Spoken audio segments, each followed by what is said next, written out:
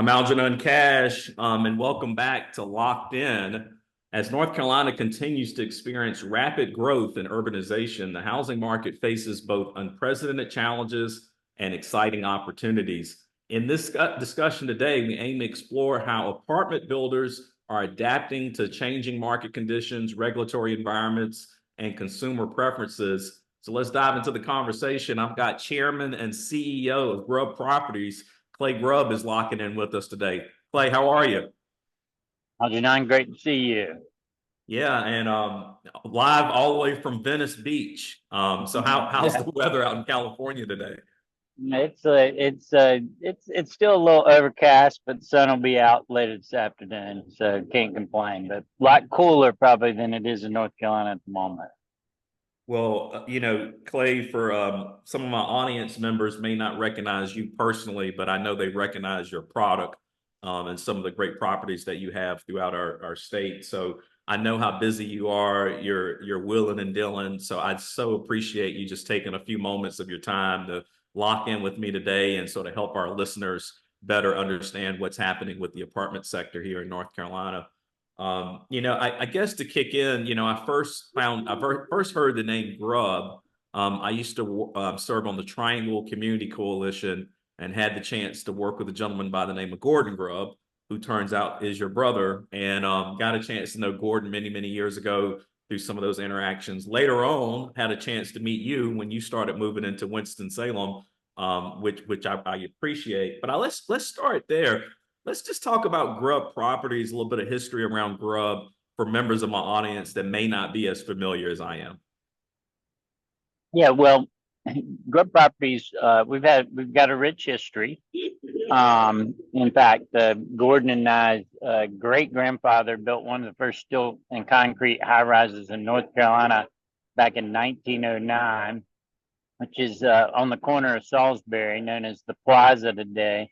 And it's still, I think, the tallest building in Salisbury today, 100 and some years later. But my dad actually started this business in '63 as a home builder in redline neighborhoods. And so back, between 1934 and 1968, 98% of every federal mortgage in America went to a white family.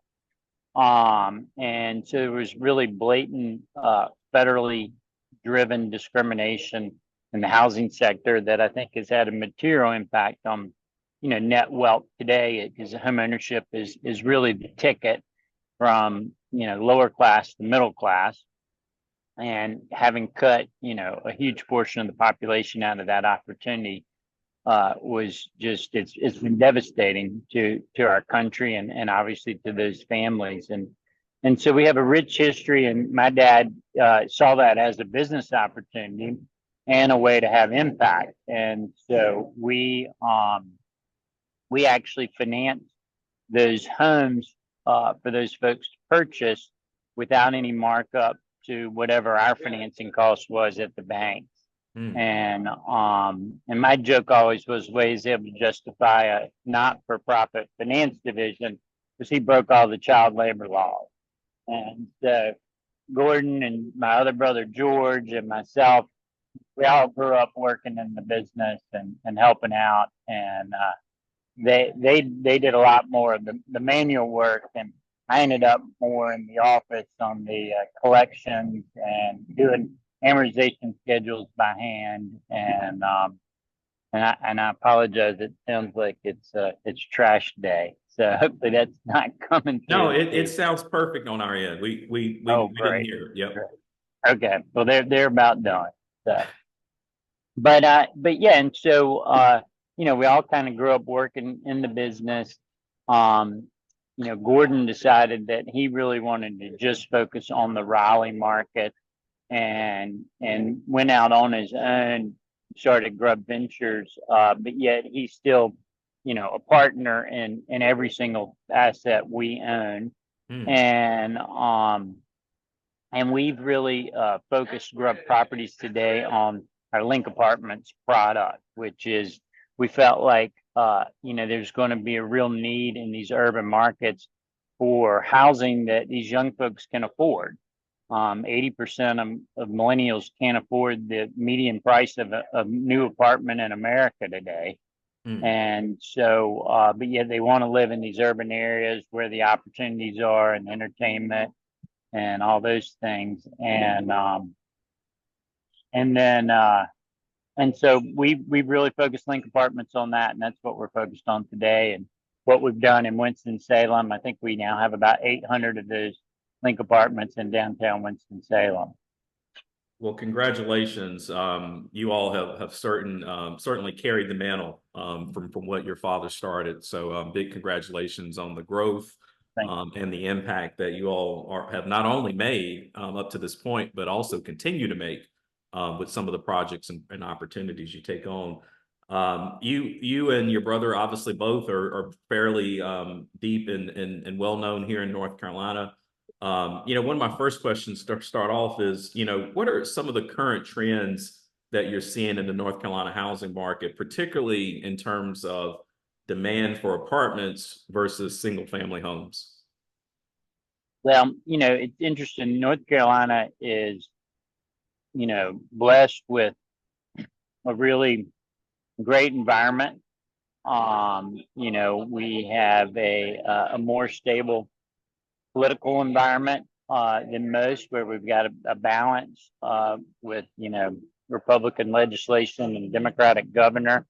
Um, we have Raleigh and Charlotte that are two of the most desirable, fastest growing markets in the world on a consistent percentage basis. And then you've got beautiful options like Asheville and Boone and Wilmington and the Outer Banks. And so we just are a really rich place to live from a quality of life standpoint. And so that has made us very attractive, especially along kind of the 85 corridor, kind of Charlotte up to Raleigh. And so that's put a lot of pressure on housing. But we've responded. And so, Charlotte, you know, uh, probably 10 years ago or so, broke the 100,000, apartment market threshold, which we thought was going to be, take forever and may not be achievable. And, we're on track this year to probably break the 200,000 mark. And so there's a lot of housing. A lot of that's been driven by the mass transit that Charlotte's invested in. You take the blue line through South End. It was really interesting. That was hotly contested to have a light rail system in a smaller town like Charlotte. But quickly South End and that edge of downtown actually became the fastest growing multifamily submarket in the world. Following that for a couple of years, and you can see it today. I mean, we now have 20-story multifamily buildings in an area that, I remember my first business lunch in Charlotte, went to Price's Chicken Coop and actually sat on the railroad track, and it was a completely different neighborhood back then. No, there has been not only a lot of changes throughout Charlotte, but obviously just changes all around North Carolina. And it's starting to feel like that some of that impact is actually coming right here to the central part of the state. It feels like for the longest, Charlotte has been on a tear. The Raleigh region has been on a tear. And then finally, with some of these large scale job announcements that's starting to happen here in the central part of the state, down and around Lexington and over in Randolph County and Guilford and others, we're also starting to see a tremendous amount of growth finally here in the Triad area. So North Carolina appears to be one of the brighter spots across the country. Now, I will take issue with at least one thing you said. You said we had a fairly stable political. Stable was not probably the right word, but more balanced. It is more balanced, and I'm Even though praying. it doesn't feel that way, when you're in the thick of it. And certainly, I mean, the bathroom bill was devastating for the state of North Carolina. And, we personally lost over $10 million worth of leases as a result of just that single legislation. And so it was, we're not without our issues, but I would say we're fortunate in that we've got a lot more balance than probably 80% of the other states in the country. I just pray that as we move through this next election cycle that we're in the middle of right now, that some of that balance actually remains, because I do think we've got such a bright future here in North Carolina. And if we can just stay out of our own way, the next 8 to 10 years could be really interesting for people like yourself and myself, in terms of what we do in the real estate business. I want to shift towards affordability. We talked about the demand for apartments versus single family. Obviously, housing affordability is a major issue across the entire country, not just here in North Carolina. It's the number one polling issue in North Carolina is housing affordability. How are your companies, being Grubb Properties, addressing affordability in your respective markets? And which strategies have been most effective in providing affordable housing options? It's interesting. It's a simple economics 101 issue. It's supply and demand. And the reality is we have not built enough supply coming out of the global financial crisis. And a lot of that has to do with policy and regulations. And we finally started ramping up the supply side coming out of COVID just in time for the Fed to shut that down completely. I now have 12 projects that we were on the verge of starting that we've just completely stopped. Mm. And, nothing new is moving forward really anywhere in the country. I think starts will be down 70% this summer. Wow. And so it's going to make the housing affordability crisis is going to get substantially worse over the next several years. And it's going to cause significant inflation, which is, crazy that, the Fed is so caught up in their short-term inflation numbers that they're actually creating significant long-term inflation. And so it's a real problem. And so we really need to figure out how to get more policy to support housing. From our standpoint, what we've just tried to do is be the most efficient as we can possibly do. There's been a number of companies that have done really wonderful jobs in kind of more rural, suburban areas where they've, built the same 2, 3, 4 floor plans over and over again, done it really efficient. And usually those are 2, maybe 3-story buildings with surface parking lots. But there really hasn't been a company that's tried to do that same thing in the urban markets. And so we've decided that that's what Grubb Properties is focused on. So about 12 years ago, we decided, okay, we're going to do this in urban markets. We do just 6 floor plans. I'll argue they're the 6 most efficient floor plans you'll find in the country. I use the example of one of our latest projects. There was a luxury apartment community catty corner to us, and same contractor. They started a year ahead of us, and we finished ahead of them. And the reason was because we built less parking, we built a much more efficient product, and overall our cost was $50,000 per unit less than theirs. And so we can charge about $400 less a month in rent. The other thing we try to do is we try to encourage people to get out of their cars. The average American spends over $10,000 a year on their car, but I have to spend over $3,000 a year housing a car. So I can charge $3,000 less rent if I don't have to house your car. Well, if you can save $10,000 by not owning a car and $3,000 in rent, and you're making $50,000 a year, it's a pretty significant change in your economic mobility. And so we've got a project in Charlotte right now that's going to open at the end of the year that mandates you can't have a car. And so as a result, 50% of that property will be set aside for folks making below 80% of median income.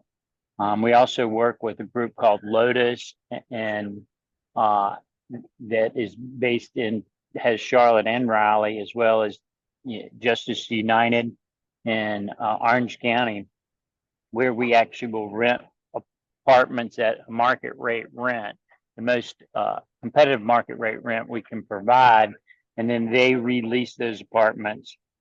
Or in some cases with Lotus, we sign the lease directly with residents that are making below 30% of median income. And so we don't have a lot of that. It's more pilot programs at this point. But one of our goals is to continue trying to roll that out into more of our properties. But we've got 2 that are participating at this point. You know, I want to rewind back to something you said around just the supply demand issue and drill down a little bit further on that.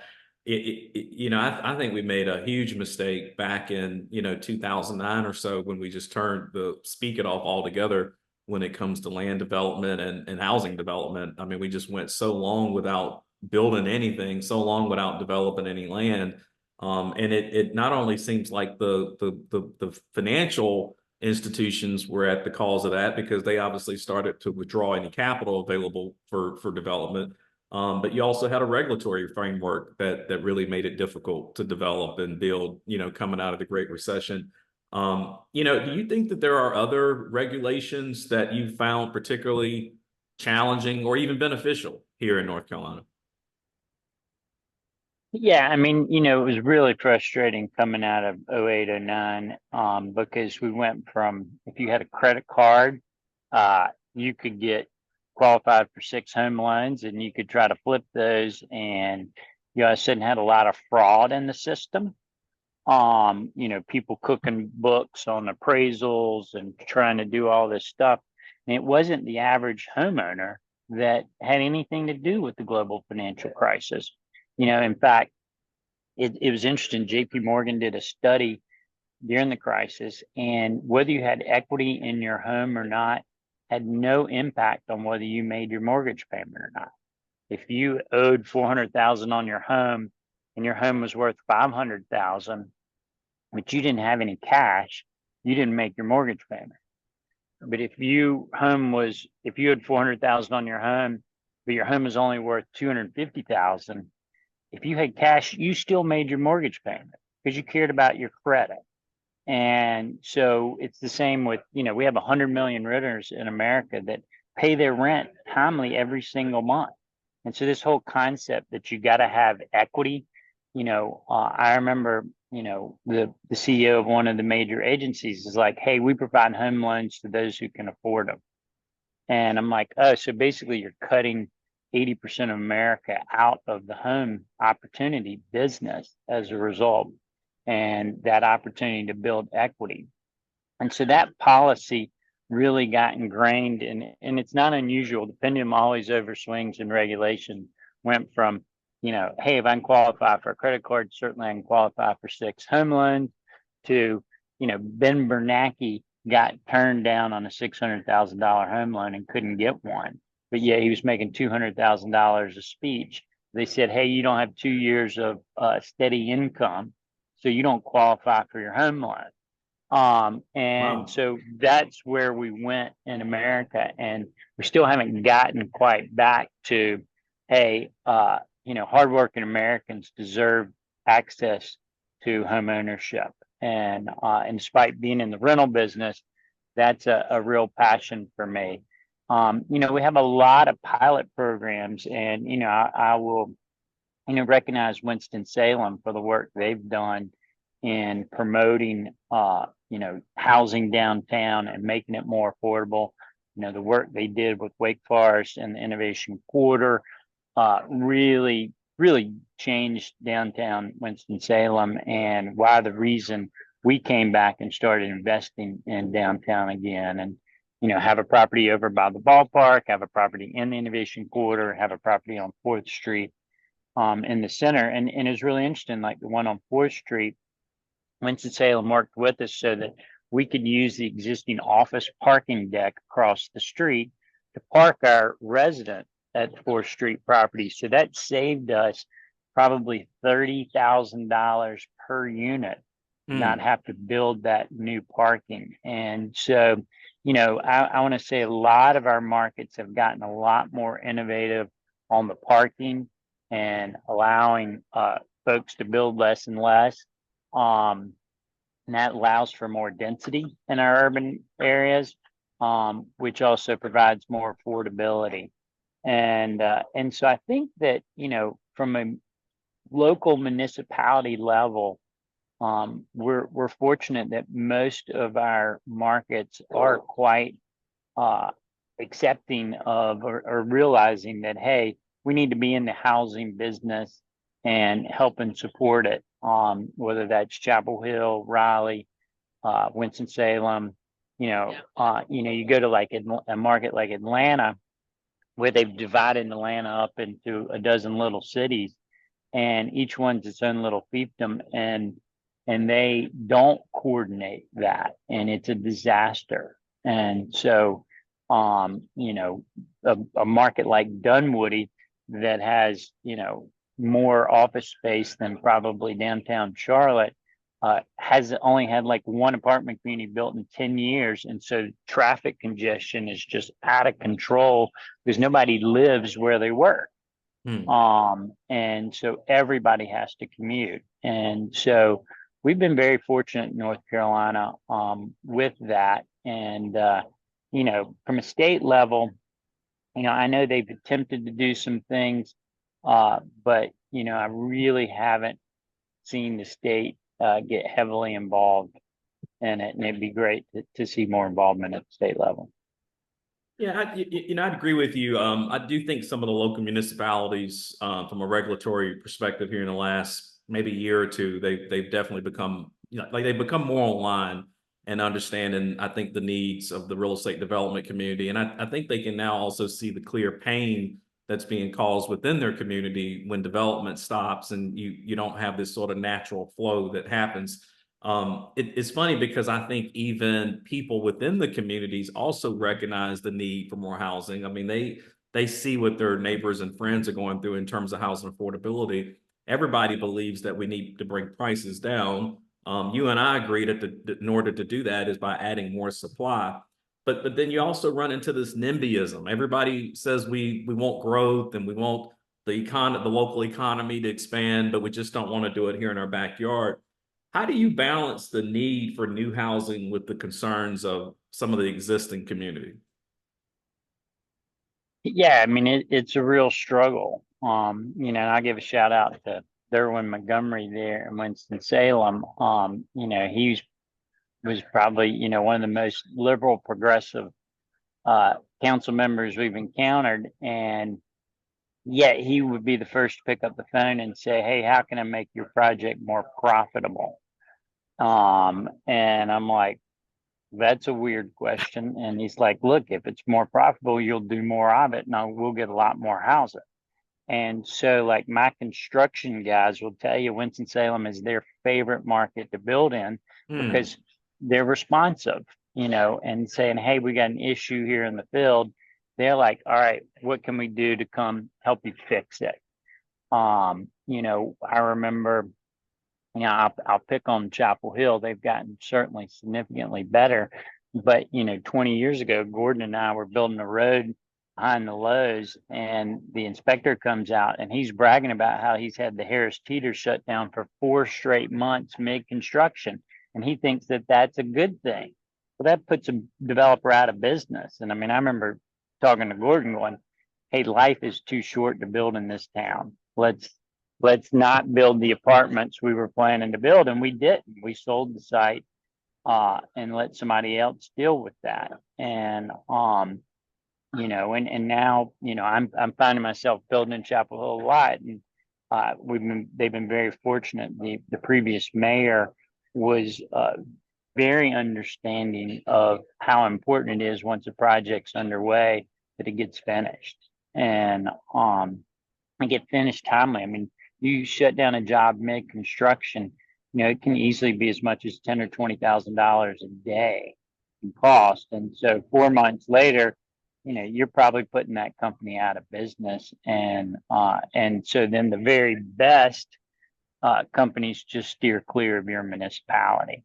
And so it's a really interesting thing. And but I mean, I think there's a lot, I mean, we were lucky. We had a big job in Charlotte that, we were halfway through construction and we're missing a permit.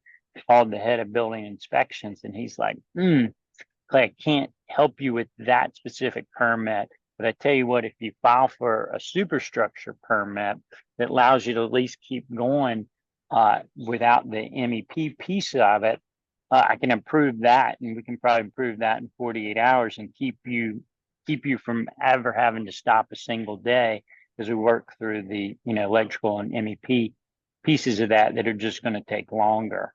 And so I think there's a lot of that where people need to understand that, it's important that, we focus on efficiency and that's what's best for everybody.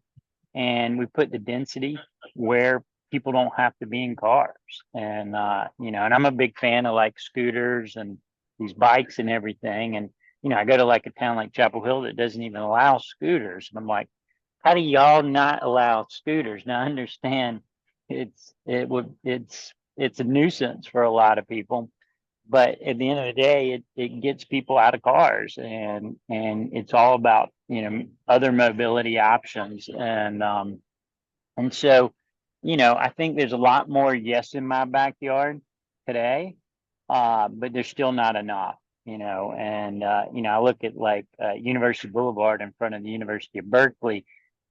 They've gone from kind of like Franklin Street where they just clamped down and said no new growth. And now they've got a half a dozen 20-story buildings going right there. And I think about what Franklin Street could be in Chapel Hill. I mean, 200 years ago, it was probably one of the best streets in America. A few years ago, it probably didn't make the top 2,000 streets in America because we really had smothered it and not allowed it to continue to evolve.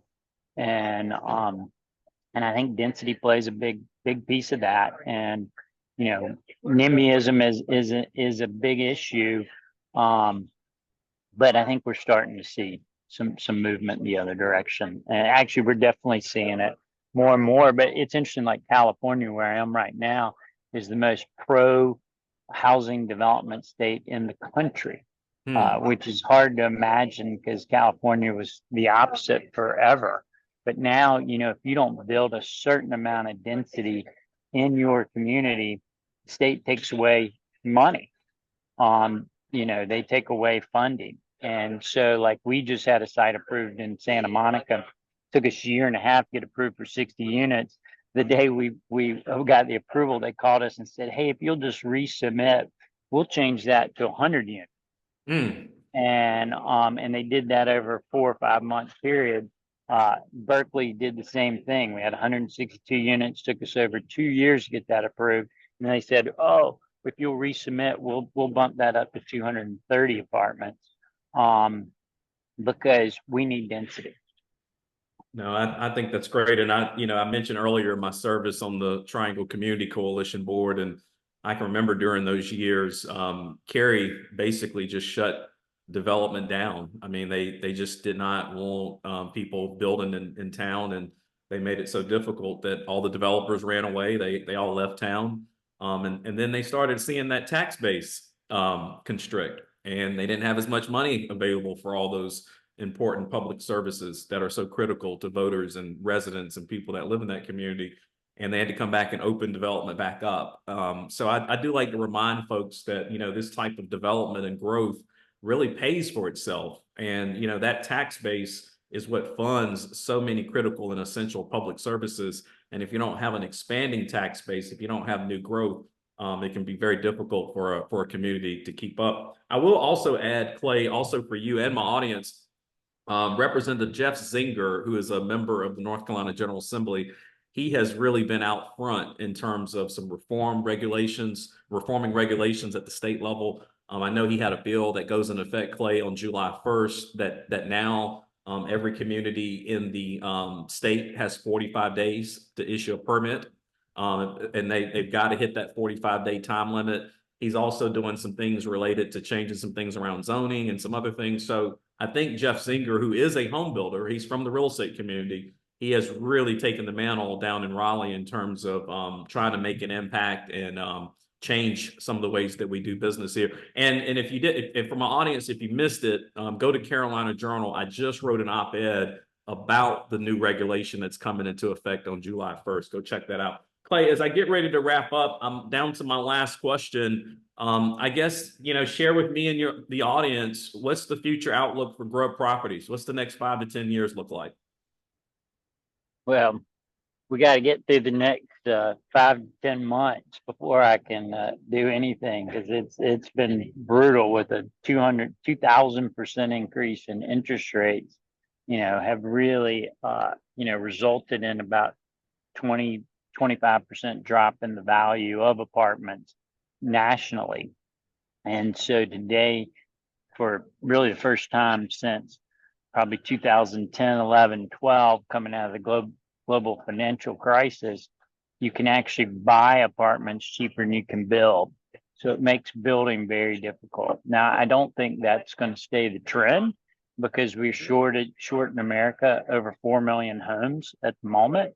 And we create more households every day than we create homes. And the reality is you talk about the millennials being this bulge in demand. There's actually more 17-year-olds born in America than any other age group in the history of America. And so that is the peak of the population that's coming through. So they haven't even gotten to the point where they're just entering college. And so really kind of the pig in the python is 17 to 31-year-olds in America right now. And that's bigger than the baby boom. And they're going to create a lot of demand. We're building for them. Our core renter was the 29-year-old female, and today our core renter is the 31-year-old female, because they're not able to graduate from rental housing to home ownership anymore because of these high interest rates and high home prices. So we're seeing that age shift. So we think our Link apartment product has got a lot of demand, and we're currently, New York is the one market where you can make the numbers work, because they haven't had any new housing built since before COVID. They really got shut down, and everybody thought they were dead. And so we're building there. We've got 2 buildings that we just topped out a building in Long Island City. And we're doing stuff out here, but we hope to do a lot more in North Carolina as well, and have a lot more planned at Glen Lennox and Chapel Hill, and would love to do a second phase of our 4th Street property in Winston-Salem if we could ever get the numbers to work. Well, Clay, again, I started out by thanking you for your time. I recognize how active you are, everything you have going on. I appreciate your time. I appreciate the impact that you're making, not only here in our state, but attempting to make nationally as we tackle that 4 million deficit in homes that you just mentioned. And I'm sure my audience also appreciates the insight that you just provided about what's happening with housing, not only here in North Carolina, but really at a more macro level, at the country level as well. And to my audience, I appreciate you. I always appreciate you tuning in and locking in with me. Make sure you continue to stay tuned to WTOB, because every Sunday morning, that's where you can lock in with me. But if you happen to miss me there, hopefully you subscribe to the podcast. You can always download that on Spotify, Pandora, Apple, wherever you get your favorite podcasts. You can lock in there. Until next time, y'all stay locked in.